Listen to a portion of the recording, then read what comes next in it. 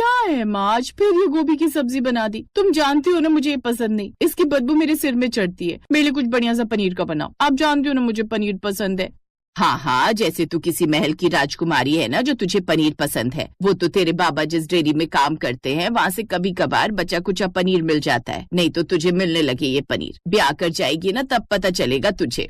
ऐसे ही समय बीता और बीतते समय के साथ गांव के एक छोटे कस्बे में नेहा की शादी हुई। नेहा मायके में नखरे करने वाली लड़की थी। जैसे तैसे उसके बाबा उसकी फरमाइश पूरी कर देते थे, लेकिन अब ससुराल में आकर उस गांव के देसी ठाट बाट में खुद को ढालना था। उसकी शादी अनुज से हुई। अनुज के परिवार वालों को खाने पीने का बड़ा शौक था, खासकर गोभी के समोसे का। जब भी कोई मेहमान आता या घर में त्योहार होता, ससुराल में समोसे जरूर बनते। एक रोज, नेहा बहू जरा रसोई में आओ, आज समोसे बनाने हैं।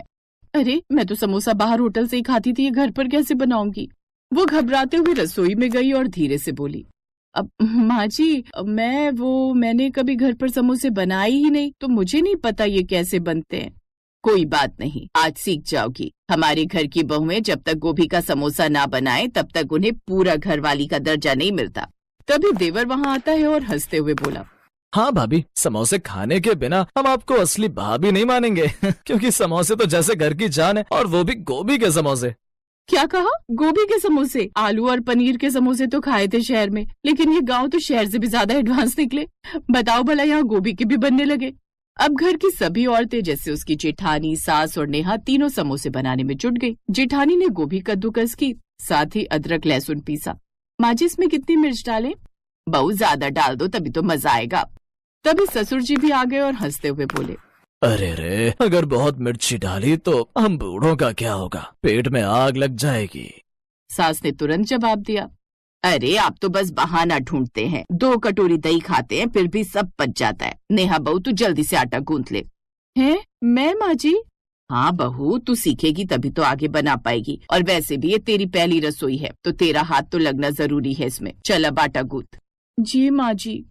नेहा ने जैसे तैसे आटा गूथा, फिर पहली बार समोसे बेलने की कोशिश की, पर समोसा तिकोना बनने की बजाय गोल गोल पराठे जैसा दिखने लगा। ये देख उसका देवर मजाक उड़ाने लगा, भाभी ये समोसा है या यूएफओ उड़न तश्तरी? माँ ऐसे समोसे खाएंगे ना सीधा आसमान में पहुँच जाएंगे।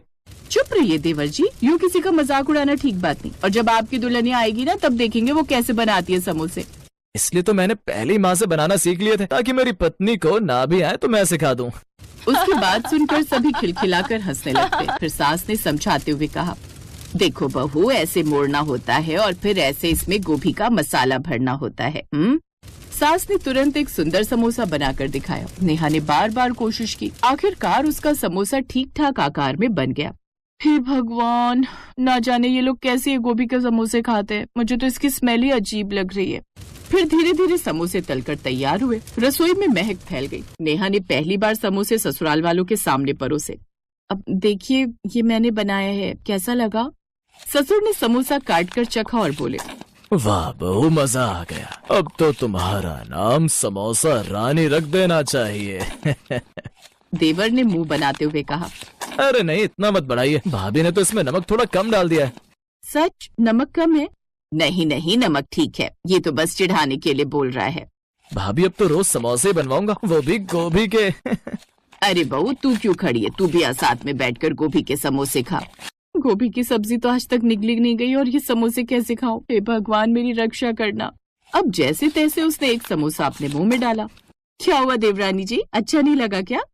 नहीं नहीं, अच्छा है, बढ़िया है। मैंने तो पहली बार गोभी के समोसे खाए हैं। वो क्या है ना, हमेशा आलू या पनीर के ही खाए हैं। कोई बात नहीं बहू, तुझे भी धीरे धीरे आदत पड़ जाएगी। पहले बड़ी बहू भी नहीं खाती थी, लेकिन आज ये इसके फेवरेट बन गए हैं। लेकिन अब तू परिवार में आ गई है ना, तो तू भी सब खाना सीख जाएगी। और ये तो हमारे परिवार की रीत है, यहाँ कोई भी त्योहार हो या घर में कोई मेहमान हो, हमारे यहाँ यही बनते हैं। हे भगवान, इसका मतलब ये गोभी की बदबू मुझे हमेशा परेशान करेगी। नेहा को उस घर में आए हुए कुछ दिन बीत जाते हैं। एक रोज बाहर जोरों की बारिश हो रही थी। नेहा का पति ऑफिस से घर लौटा। नेहा यार, मैं पूरी तरह भीग गया और भूख भी बहुत जोरों की लगी है। एक काम करो, जल्दी से गर्मा गर्म गोभी के समोसे तल दो चाय के साथ। हे भगवान, फिर वही बदबू, हालत खराब हो जाएगी मेरी।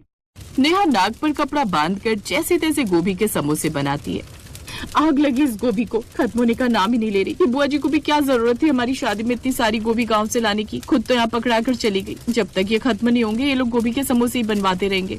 नेहा गोभी के समोसे बनाकर अपने पति को देती है। इतने में देवर भी वहाँ आ जाता है और वो भी समोसे खाने की डिमांड करता है। वो फिर से रसोई में जाकर जैसे तैसे नाक पर कपड़ा बांधकर समोसे तलती है। हद है, जब देखो तब गोभी के समोसे उठाकर बना कर दो। इस घर को सड़ा रखा है इन्होंने गोभी की बदबू से। ये मुफ्त की गोभी न जाने कब तक हमें खानी पड़ेगी। अब ऐसा क्या करूं कि सांप भी मर जाए और लाठी भी ना टूटे। फिर एक रोज वो सब किसी काम से बाहर जाते हैं तो नेहा सब्जी सड़ाने वाली दवाई लेकर उसमें छिड़क देती है और एक साथ सारी गोभी खराब हो जाती है। अगले दिन नेहा बहू, कल तो संडे है, तो ऐसा करना, नाश्ते में गोभी के समोसे बना लेना। वो तो अब नहीं बन पाएंगे पापा जी। वो क्यों भला? क्योंकि सारी गोभी खराब हो गई। ये सुनकर वो सभी उदास हो जाते हैं, लेकिन नेहा खुश हो जाती है। थैंक गॉड, अब मैं बच गई। लेकिन फिर जब नेहा अगली सुबह रसोई में गई तो वहाँ ढेर सारी गोभी रखी देखती है। हे राम, ये कहाँ से आई? पापा जी लाए हैं सुबह 4 बजे उठकर मंडी से। अब तो जल्दी से इनके समोसे बनाने की तैयारी कर ले, तब तक मैं घर का बाकी का काम निपटा लेती हूँ। फिर से गोभी के समोसे। मम्मी।